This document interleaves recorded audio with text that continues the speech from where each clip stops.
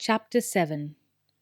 After a substantial lunch at the inn, Will and Horace prepared to mount for the ride back to Grimsdale. Before they did, however, Horace untied the bowcase hanging behind his saddle and passed it to Will. "This is yours," he said. "Hot thought you might need it." A delighted grin broke over Will's face as he slid the massive longbow from the case and felt its weight and balance for a few seconds. Then he deftly slipped one end into a leather loop on the back of his right boot and leaned forward, bending the heavy bow across his shoulders as he slid the string up into the grooved recess at the tip. He drew back on the string once or twice, testing the familiar weight of the draw. Then he quickly unstrung the recurve bow and placed that in the bow case. "That feels a lot better," he said. Horace nodded. He understood the satisfaction and comfort that a familiar weapon brought with it. Then they mounted and rode away from the inn together. Horace, on his massive battle horse, towered over Will, who of course was riding Tug. The dog loped along in front of them, questing back and forth across their path as she found new scents to chase down and identify. She had deigned to accompany Will on the trip to the Cracked Flagon, as Trobar was busy on some chore for Mallkallam. "I heard you had a dog these days," Horace said. "What's his name?" "He's a she," Will replied, "and I haven't got round to choosing a name yet." Horace studied the dog thoughtfully. "Blackie would be good," he offered after a while. Will raised an eyebrow. "That's an original thought," he said. "How in the world did you ever think of that?" Horace decided to ignore the sarcasm. "It's better than calling him the dog." "Her," Will said. "He's a she, remember?" "Whatever," Horace continued. "A dog should have a name, and you can hardly criticize me for being unoriginal if you haven't even thought of a name yet. Blackie's better than nothing." "That's debatable," Will answered. But secretly, he was enjoying this friendly bickering with Horace. It was just like old times, he thought. "Well, I'm going to call her, Blackie," Horace decided. Will shrugged. "If you choose to. But she's an intelligent animal. I doubt that she'll answer to such a mundane name." Horace looked sidelong at him. His friend seemed very sure of himself. Suddenly, the tall warrior let out a piercing whistle, then called, "Blackie! Stay, girl!" Instantly, the dog stopped her questing and turned to face him, one forepaw raised, her head tilted inquisitively. Horace made a triumphant gesture in Will's direction. Will snorted in derision. "That doesn't prove anything," he protested. "She heard the whistle, that's all. You could have called out, 'Bread and butter pudding,' and she would have stopped." "Bread and butter pudding?" Horace repeated with mock incredulity. "That's your suggestion for a name, is it? And you have the nerve to criticize Blackie."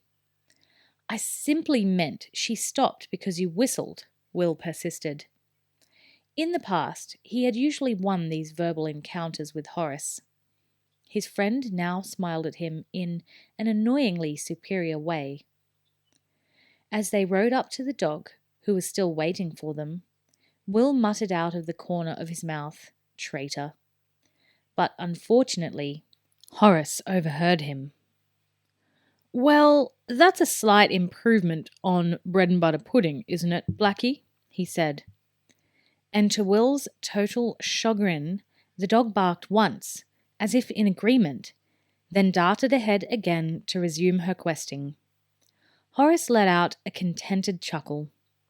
Then he decided he should let Will off the hook.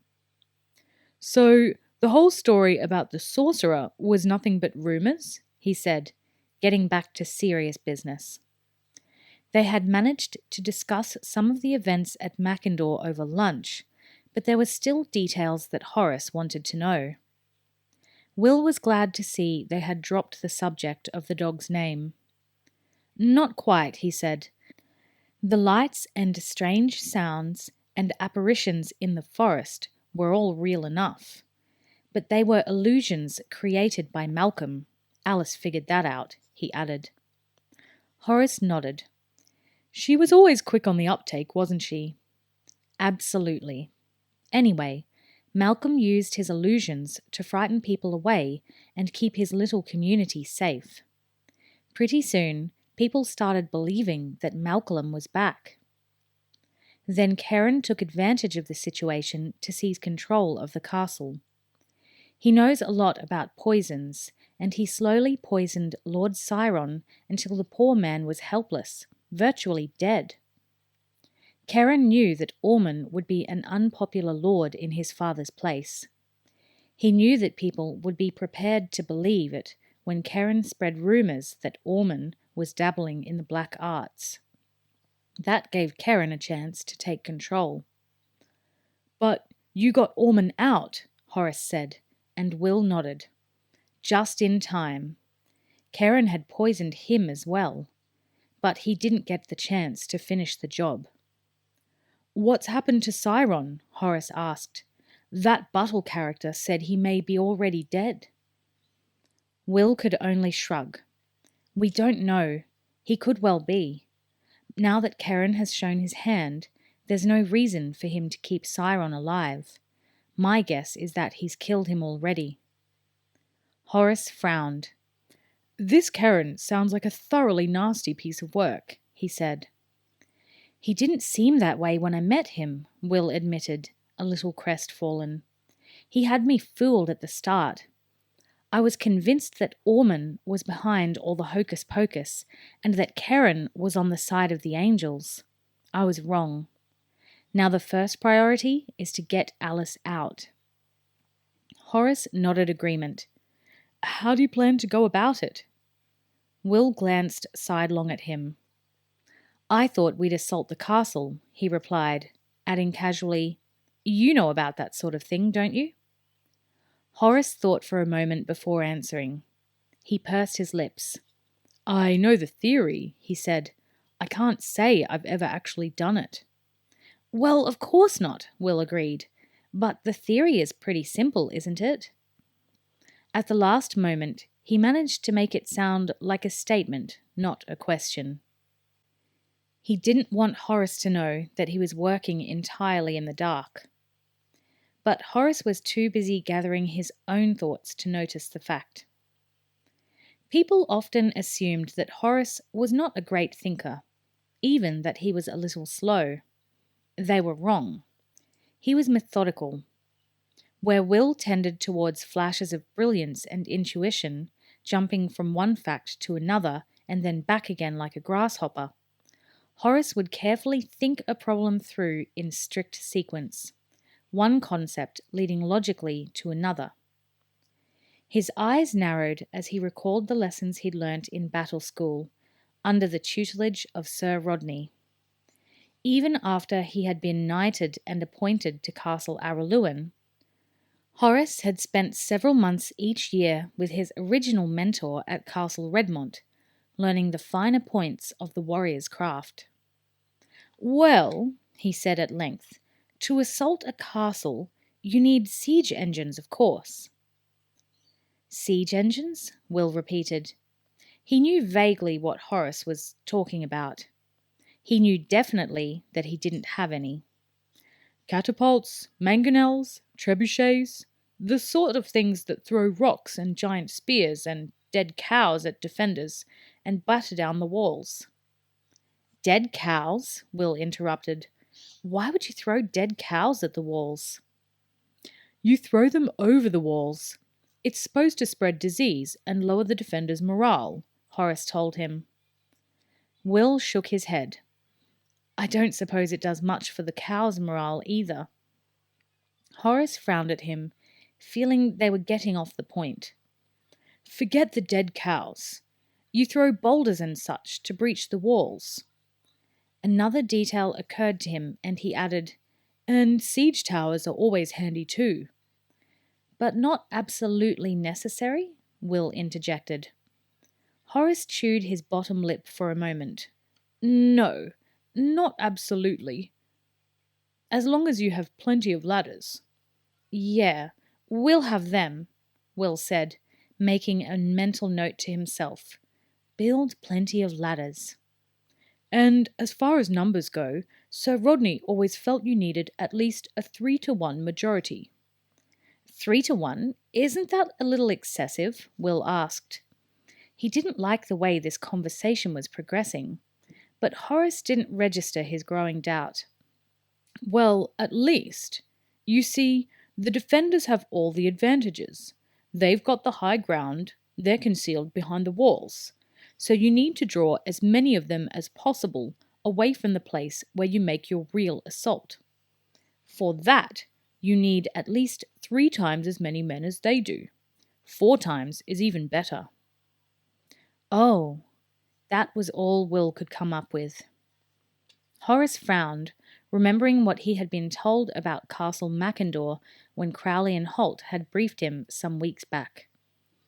I figure a place like Macindaw has a permanent garrison of what, 30, 35 men? Will nodded slowly. Yes, that sounds about right. So we'll need about 105, maybe 110 men to be on the safe side. That would be 3-to-1, I suppose, Will agreed. That way, we can mount fake assaults on 2 sides and draw most of the defenders away from the point we really want to attack. But don't they know that's the way it's done? Will asked, trying to salvage something from this conversation. Of course they do. So couldn't we, for example, just assault in one place so they'll think it's a mock attack to draw off their numbers, but then keep on and make it the real assault? Horace considered that. We could, I suppose, but they can't take the risk that we won't do exactly that. They have to counter each threat as it arises and assume it's the real assault.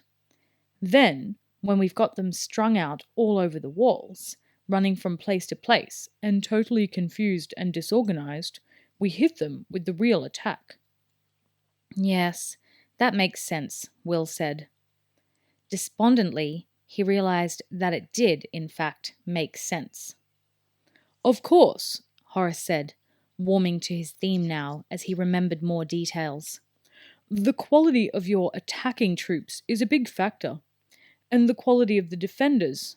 What sort of men does Keren have? On the whole, we think they're pretty low quality, Will said, beginning to brighten a little. That matches what I saw of them. The ones I saw would look more at home with a dagger in an alley on a dark night. They didn't look like prime fighting men. They had already discussed his meeting with John Buttle the previous day. Most of the original garrison have gone, Will said. They weren't too fond of the new men Keren's been recruiting. Would they fight for us? Horace asked. No, unfortunately. They all think Mallkallam is a sorcerer. Most of them have left the immediate district, looking for other work. So, who do we have? Are they trained? Do they know one end of a sword from another, or are they all local farmers and ploughboys? They're Scandians, Will said.